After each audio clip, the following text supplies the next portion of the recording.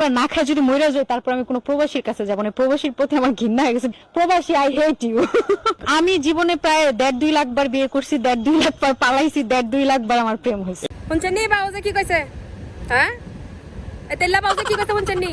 আলো বাউজ তোরে কই হুন, কথাই আছে না, নিজের ফুটকিত নয় মন গো মানুষের এবার ফুটকি দু।